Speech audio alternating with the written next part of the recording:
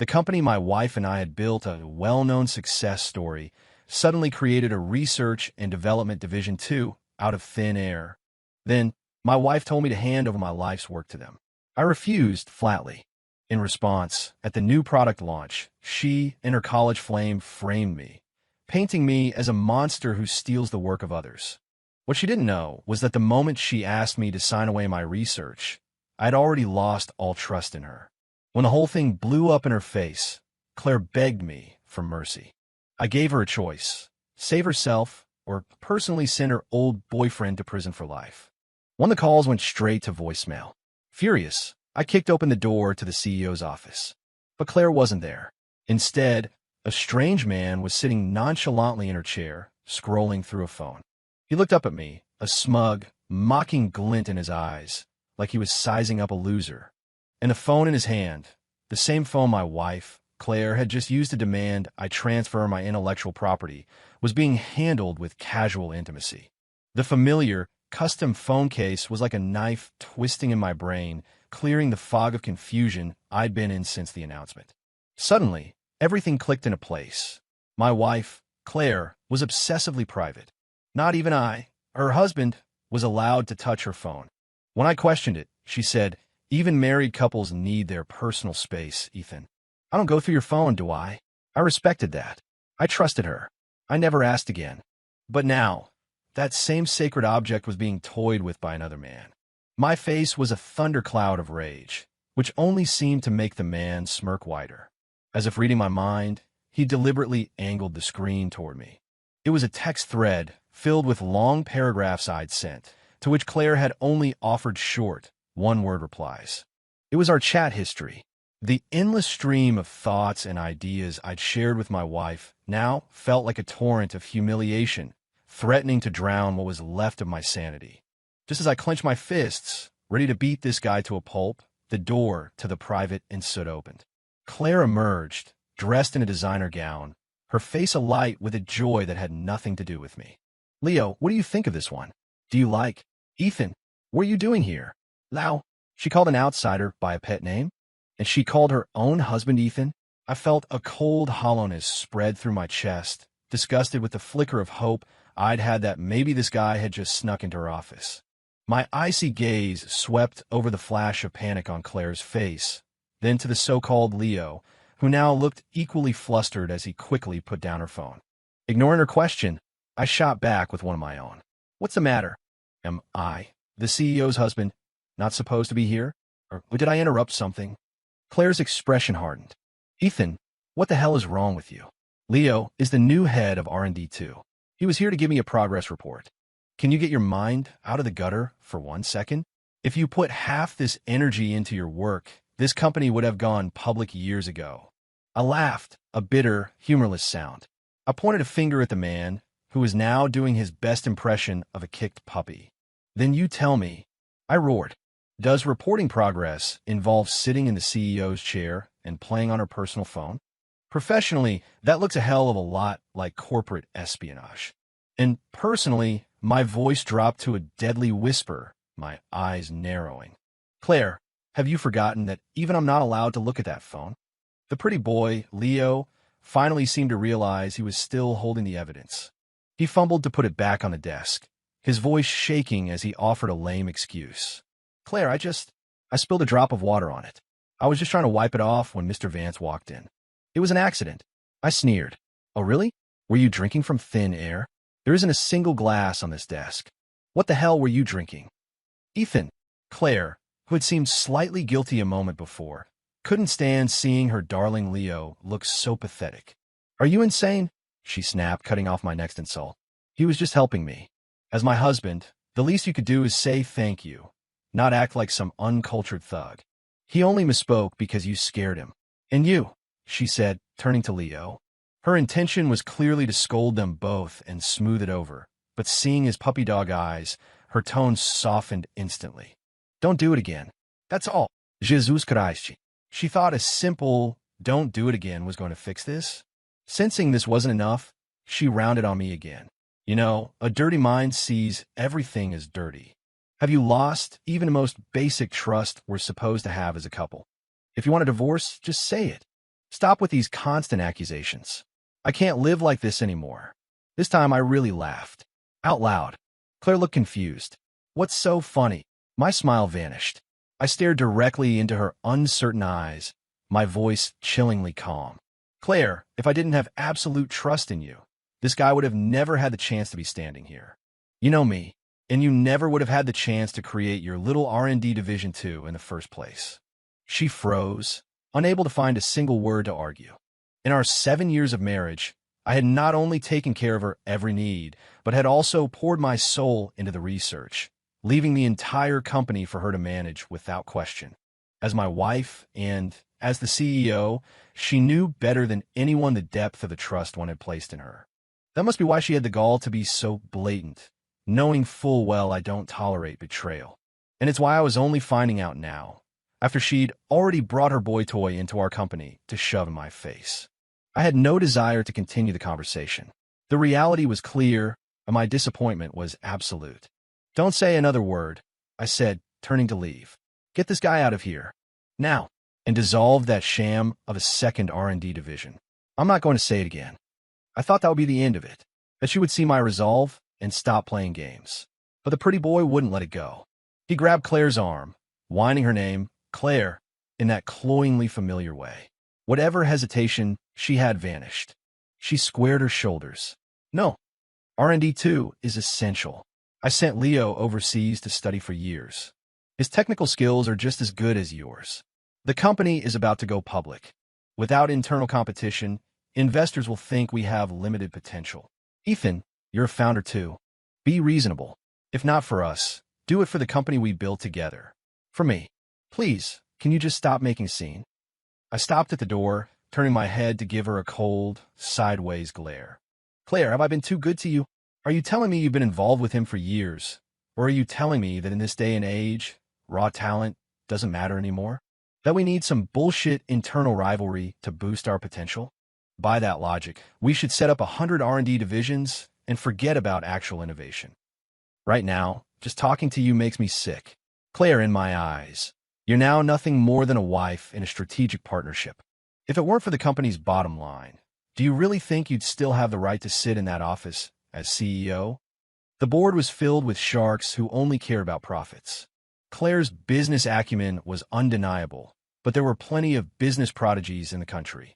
My talent, however, the kind that gets you headhunted by DARPA, was rare. If a divorce wouldn't cause catastrophic losses for the company right before the IPO, she'd be out on the street already. Claire stared at my retreating back in disbelief, unable to process the words strategic partnership coming from my mouth. A montage of our life together, dating, marriage, building our dream, flashed through her mind. She couldn't understand how the man who, despite his cool demeanor, had always cherished and protected her, could suddenly become such a cold-hearted stranger. Leo finally sensed the gravity of the situation. He steadied Claire, who was swaying, hit by the brutal reality. Claire, how could Ethan say that to you? This is all my fault. Maybe I should just leave. As long as you're okay, I don't care what happens to me. Claire's eyes reddened. She looked at the man she had once left behind. Leo, you're the only one who's good to me. Everyone says I only got where I am because of Ethan, but he never acknowledges how much I've sacrificed. He has no idea how much it hurts to hear that, she sobbed. His unease confirmed, Leo grew more anxious.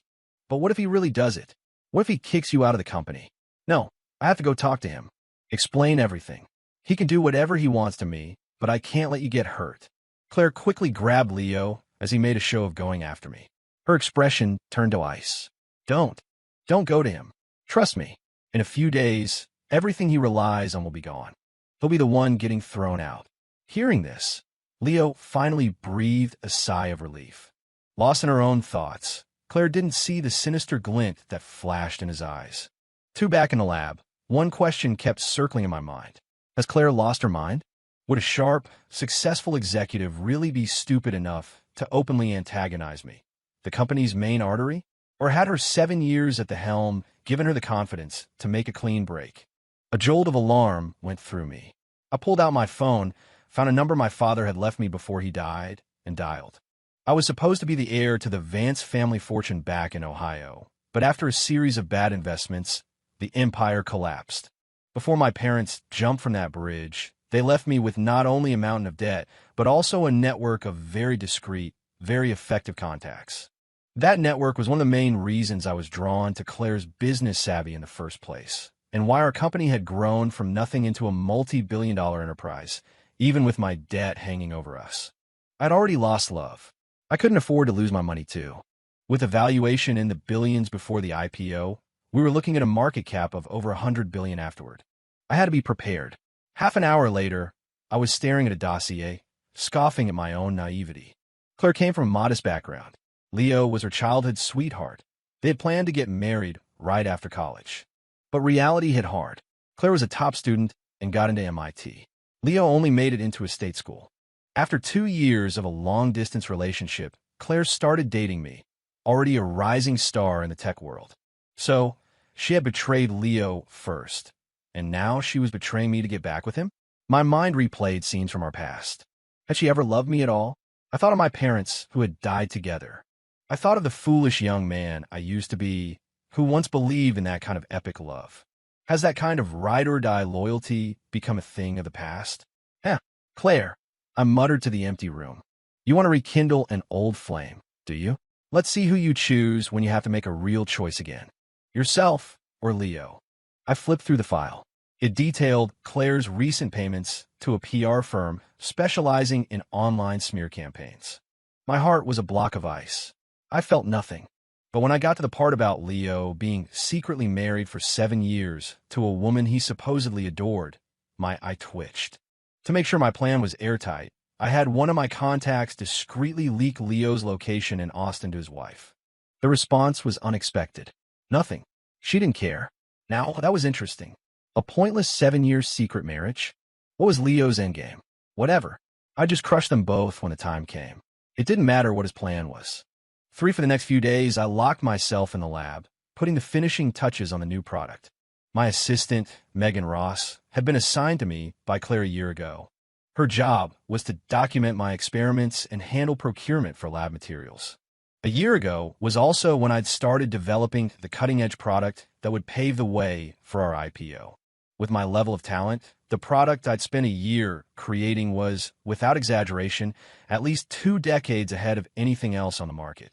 Once launched, it wouldn't just cement my status as an industry titan. It would cause the company's stock to explode. We were conservatively looking at a valuation in the tens of billions on day one. But clearly, that wasn't what Claire wanted. It wasn't that she didn't want the money. She just didn't want me, Ethan Vance, to be the man standing beside her at the top. Mr. Vance, Claire wants to know if the new product will be ready for the launch event the day after tomorrow, Megan asked. I looked up, a faint, knowing smile on my face as I watched her try to maintain her composure. I didn't answer her question directly. Megan, you seem a little on edge lately. Everything okay? A flicker of panic crossed her face before she quickly covered it up. Not at all, Mr. Vance. I'm just excited for you. After a year of hard work, your new product is finally about to be unveiled. Is that so? I said, feigning ignorance. Well, you've been a huge help, Megan. You deserve a lot of credit for this launch.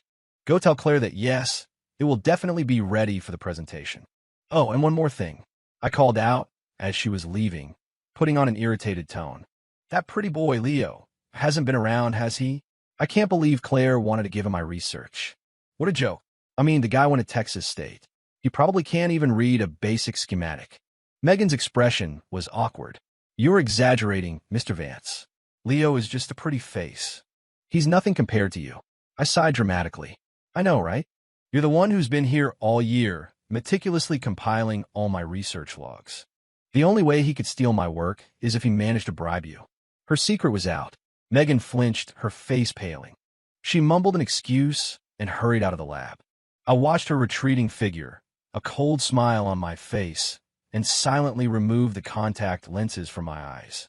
They were my new product, the world's first fully integrated AI-powered augmented reality contact lenses. Time flew. In the blink of an eye, it was the day of the Apex Innovations' new product launch.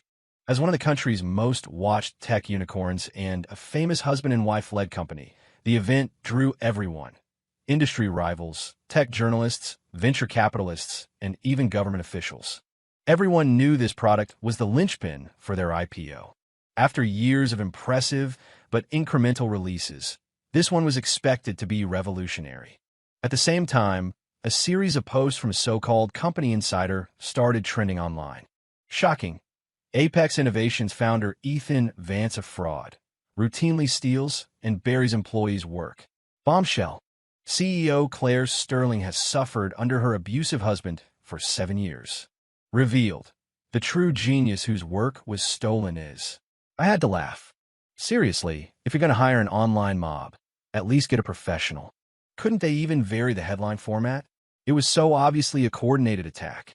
Even if people didn't suspect the cheating couple, they'd assume it was a smear campaign from a competitor.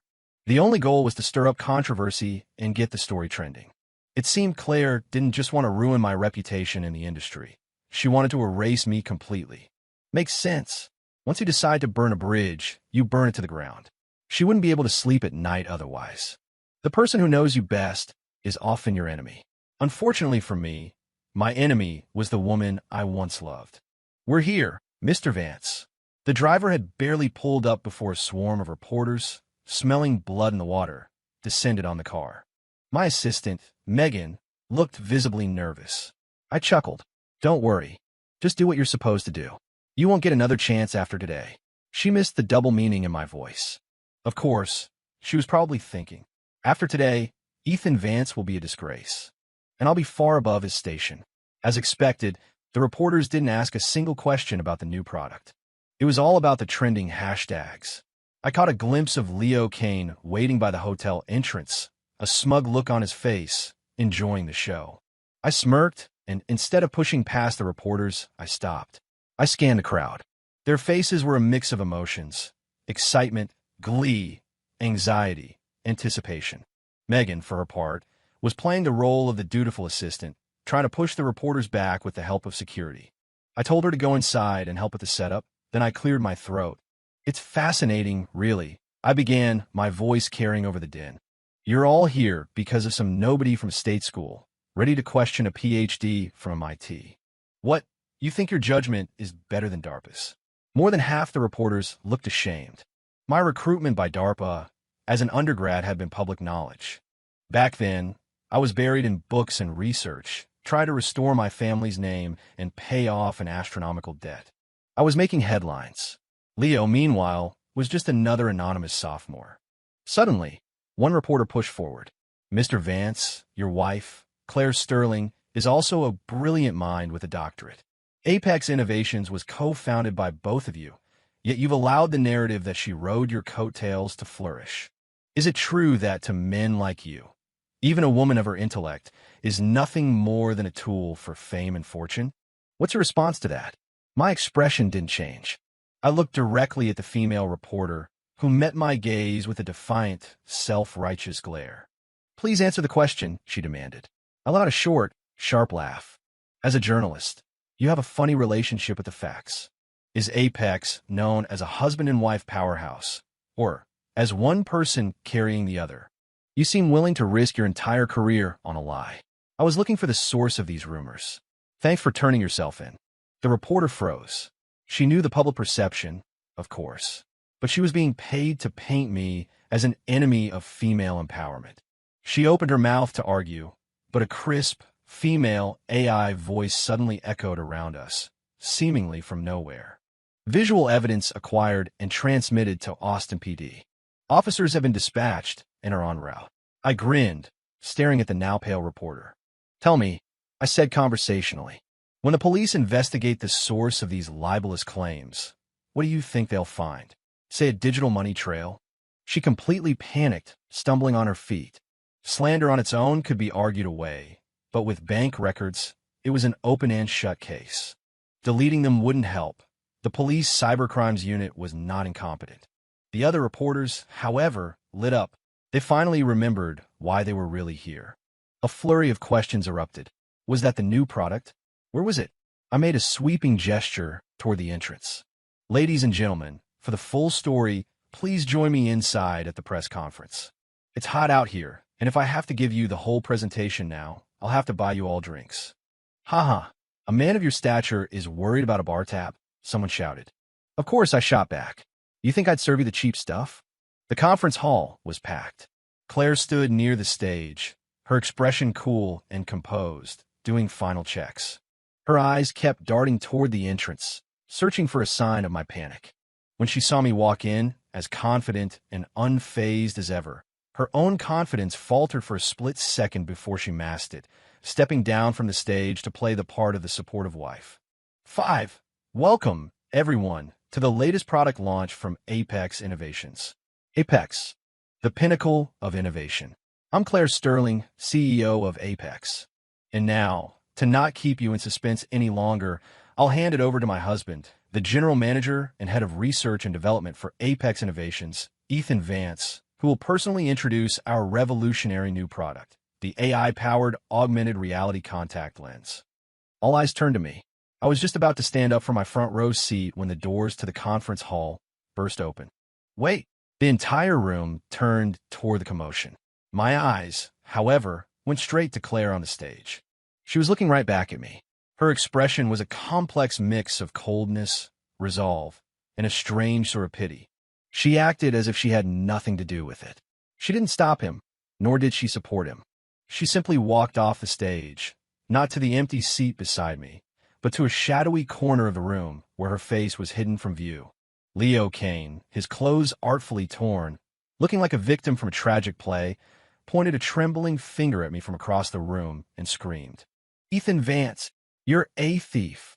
His voice cracked, as if on the verge of a complete breakdown. Why would you do this to me? Wasn't it enough to steal the woman I love? You had to steal my work my entire life too? The room erupted. All heads swiveled back to me, the monster from Leo's tale. But it was clear few people believed him. My track record was too strong.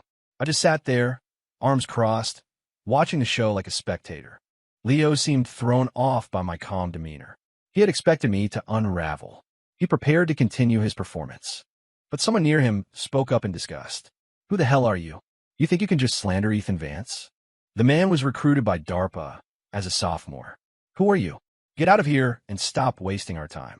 Yeah, if you want your 15 minutes of fame, go somewhere else. The nerve of some people, another added. The city official in the front row frowned and leaned over to me. Ethan, what's going on? How did someone like this get into a secure event? I smiled reassuringly. Don't worry, Mayor. Normally, he wouldn't. But we seem to have a traitor on the inside. This company, a potential $100 billion enterprise, was a major jewel in the city's crown. Taking me down would be a disaster for them. And even if I did nothing, that couple's future was already looking bleak. Leo argued back, his talking points clearly fed to him by my dear wife, Claire. You're all in on it together. The real innovators are being silenced by people like you. You're parasites on society. He dramatically pulled a flash drive from his pocket, holding it up for the reporter's cameras. This contains all of my research from the past year. Every single step, from the initial concept to the final execution, is documented right here. For a year, Ethan Vance forced me to work day and night, while our CEO, Claire Sterling, worked herself to the bone to prepare for the IPO. And him, the so-called tech prodigy, he spent his days in the lab, flirting with women and doing nothing. All he had to do was wait for me to finish, then stand up and claim he worked so hard for a year, and you'd all believe him. Is there any justice in the world? Is there any law? Are true geniuses like me doomed to be ghostwriters for the rich and powerful, never to see the light of day? Leo held the flash drive high, his voice filled with righteous fury. He was so convincing that many in the audience began to waver, their eyes darting between me and the shadowy corner where Claire was watching me intently. The room fell silent, waiting for my defense. Instead, I chuckled softly and turned toward the shadows. My dear wife, someone is slandering your husband. Don't you have anything to say? Claire couldn't understand my composure. Hadn't he heard Leo? The flash drive contained a full year of research logs. The lab's security footage had been deleted. Why was he so calm? To Leo's surprise, Claire didn't follow their plan and point the finger at me. Instead, she walked back to the podium and took the microphone. My apologies, everyone. As you all know, my husband and I have our own distinct roles at Apex. We don't interfere with each other's work. I handle the business side. He handles the research. We both work incredibly hard. It's not as dramatic as our former colleague, Mr. Kane, is making it out to be. A reporter immediately jumped on her words. Ms. Sterling, you said you don't interfere. Does that mean you're not aware of what goes on in the lab? Claire looked appropriately flustered. I'm sorry, but trust is the most important thing in a marriage. I trust my husband. His brilliance is what drew me to him in the first place. The room buzzed again. Claire's words were a masterclass in plausible deniability. She was essentially saying she had no idea what happened in the lab, leaving open the possibility that I did steal the research. Journalists, always chasing the juiciest story, knew which way the wind was blowing. A reporter turned to me hesitantly. Mr. Vance? I motioned for security to bring Leo to the stage while I remained in the audience. He showed no signs of panic, his face a mask of confidence. Clearly, this was their plan B. Claire frowned, a knot of anxiety tightening in her stomach. She was about to call me up to the stage, but I spoke into a handheld mic from where I stood, smiling at the two of them. Childhood sweethearts, a love for the ages. It's a real shame when someone betrays a love like that. They deserve to suffer, don't you think? The audience was baffled by my strange comment. Only Claire and Leo's faces changed slightly, but they recovered quickly. It seemed Claire had anticipated this move as well. Ethan, what are you waiting for? Let's not waste everyone's time. People in the audience were pulling out their phones, the trending headlines still at the top of their feeds. A brilliant wife oppressed by her husband, a genius betrayed by his mentor. The story was writing itself in their minds. I walked onto the stage. Seeing Leo's still indignant expression, I found it amusing. There's an old saying, I began. The burden of proof lies with the accuser. You think you can ruin my name with nothing but your words? If everyone did that, I'd spend my entire life running around trying to prove I'm not a monster. Leo held up the flash drive triumphantly. I have the research logs. You don't. I scoffed. And how do I know an insider didn't steal them and give them to you? Leo looked as if he'd been waiting for me to say exactly that. The next second, the conference hall doors opened again.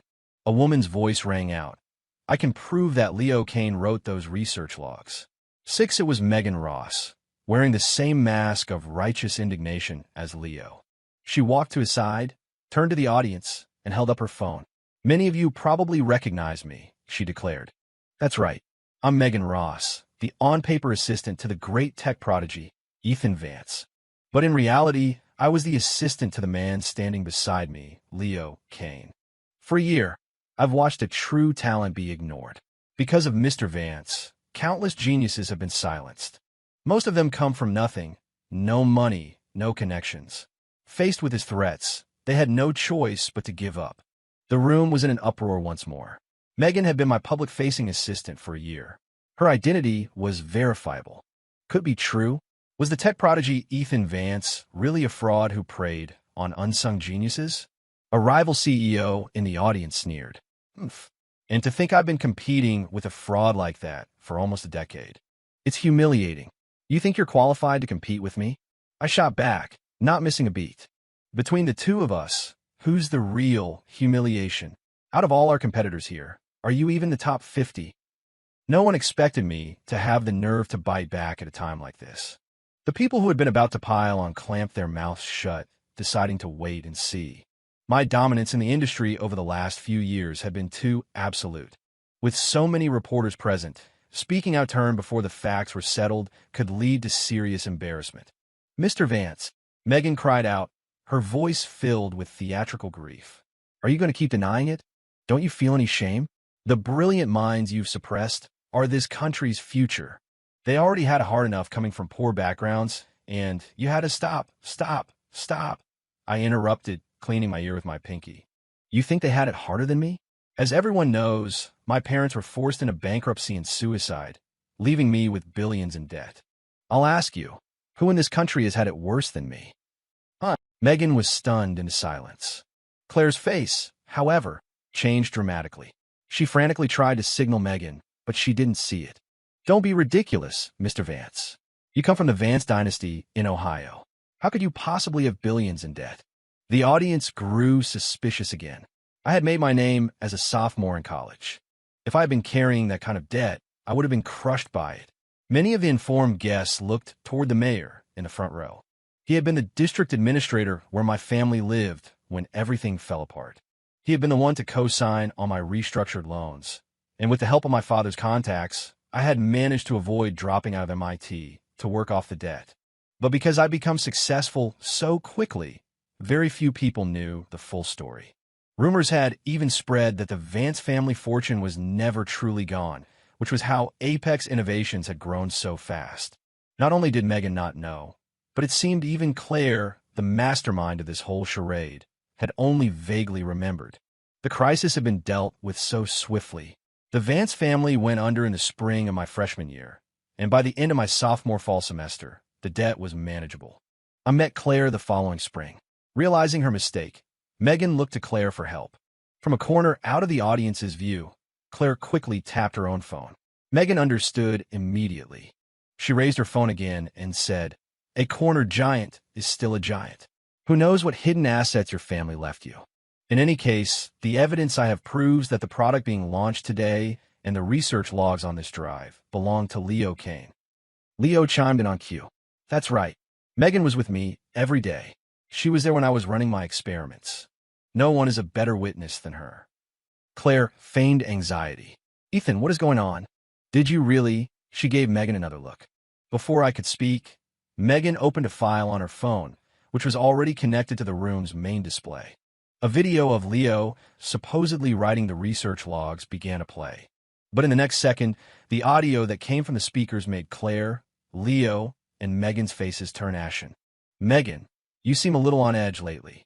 Everything okay?" "Not at all, Mr. Vance. I'm just excited for you. After a year of hard work, your new product is finally about to be unveiled. That pretty boy Leo hasn't been around, has he? I can't believe Claire wanted to give him my research. What a joke. I mean, the guy went to Texas State. He probably can't even read a basic schematic." "You're exaggerating, Mr. Vance. Leo is just a pretty face. He's nothing compared to you." "I know, right? You're the one who's been here all year, meticulously compiling all my research logs. The only way he could steal my work is if he managed to bribe you." The video was a recording of my conversation with Megan in the lab a few days earlier. The reporters in the audience scrambled, their cameras flashing. This was it, the smoking gun. It was a clear-cut case of conspiracy and slander. "Turn it off," Leo screamed, kicking Megan to the ground. "Turn that goddamn thing off. It's fake," he shrieked. "It's all fake. Ethan Vance faked the video. I'm not a pretty boy. I'm the real inventor." Seeing the looks of disgust on everyone's faces, Leo pointed a shaking finger at me. "It was you. It had to be you. You knew all along, didn't you? Why didn't you say something sooner?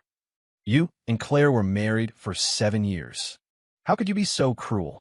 Did you have to destroy her in public to be satisfied?" Claire was also staring at me, but unlike Leo, she wasn't hysterical. She rounded on him. "Shut your mouth. This was a scheme between you and Megan. What does this have to do with me? My husband and I are a model couple in this industry. I stood by him this whole time. Don't you dare try to ruin our relationship." Despite her words, her eyes pleaded with me. She was smart. She knew from the video's perspective where the camera had to be. And for the big product launch, Claire was, of course, also wearing a pair of the new augmented reality contact lenses. That meant that I likely knew everything she and Megan had discussed after arriving at the hotel. Her life, from the moment she put those lenses in, was in my hands. She had every reason to be terrified. "Ethan, I was wrong. For the sake of our marriage, please, forgive me just this once," she begged, her voice now soft and desperate. This was probably the most sincere she had ever sounded. Leo, astonishingly, also looked at me with a sliver of hope, begging for his own life. "Mr. Vance, it was my fault. I was blinded by greed. Claire had nothing to do with this. It was all Megan. This bitch put me up to it. I'll confess to everything." The fool was probably still dreaming that if he saved Claire, she would get him out later. As for Megan, her hysterical accusations were ignored. A moment later, police officers, who had been waiting outside, came in and took her away. When Claire saw the police and saw the disgraced female reporter from earlier being led away with them, her face fell. Things were even worse than she had imagined. It wasn't a possibility anymore. I had cold, hard evidence that she had paid off the press. "Don't panic," I said, putting down the microphone. My voice was low, audible only to Claire and Leo. I'll give you a choice. Either you sign the divorce papers and walk away with nothing, or you personally send this pretty boy to prison. And I mean for a long, long time. You know my connections with DARPA. I could have him labeled a foreign agent. A matter of national security. Leo's face went white. No, please no. Mr. Vance, I was wrong. I swear I was wrong. Please, I'm begging you, let me go. I don't want to die. I don't want life in prison. Even 15 or 20 years will ruin me. Please. Claire stared at me, horrified. Do you really want to divorce me? Leo, on the verge of a total collapse, grabbed at Claire's dress, trying to get her to plead for him. But Claire, looking utterly heartbroken, violently shook him off. Leo, I'm sorry. I love my husband. Of course. Claire only ever loved herself. A person like that deserves a fate worse than death. Leo was completely crushed. He stopped begging and scrambled to his feet, his eyes filled with a dead, hollow look as he stared at me and Claire. I took a step back, a slow, cruel smile spreading across my face. Leo, did you forget about your wife back home? Secretly married for 7 years. All for today, wasn't it? Like I said, people who betray true love deserve to suffer. Claire looked as if she'd been struck by lightning. She froze. What wife? Leo, you're married? Leo let out a hollow, rattling laugh. That's right. People who betray true love deserve to suffer. But I never betrayed my wife. I love her. This is all your fault. His demeanor shifted in an instant. He pulled a small fruit knife from his pocket. If you had just answered my calls back then, if you had just lent me the money, my father wouldn't have died in agony on a hospital bed because he couldn't afford treatment. My mother wouldn't have died of grief right after him. By then, your company with this bastard was already taking off. A few $100,000 would have been nothing to you. It was you, Leo screamed, his voice raw with years of hatred. You were so afraid of this asshole finding out about us that you refused to take my calls, and you killed my parents. We were the ones who promised to spend our lives together. You promised you'd marry me after graduation. My plan was to wait for you to destroy this bastard. Then I was going to destroy you and take everything. Too bad. It all fell apart. But it doesn't matter. We can all die together. Claire didn't have time to run. Leo lunged, plunging the knife straight into her heart. The moment he moved toward her, I was already sprinting in the other direction. 7 after the press conference, the company went public as planned. Riding the wave of technology that was 2 decades ahead of its time, Apex Innovation's market cap soared to over $100 billion. I became the chairman of a megacorporation. Megan Ross was sentenced to 10 years. The reporter got 3. Leo Kane, for his numerous crimes, received the death penalty with no chance of appeal. I had Claire's ashes thrown into a pigsty on a farm in the countryside.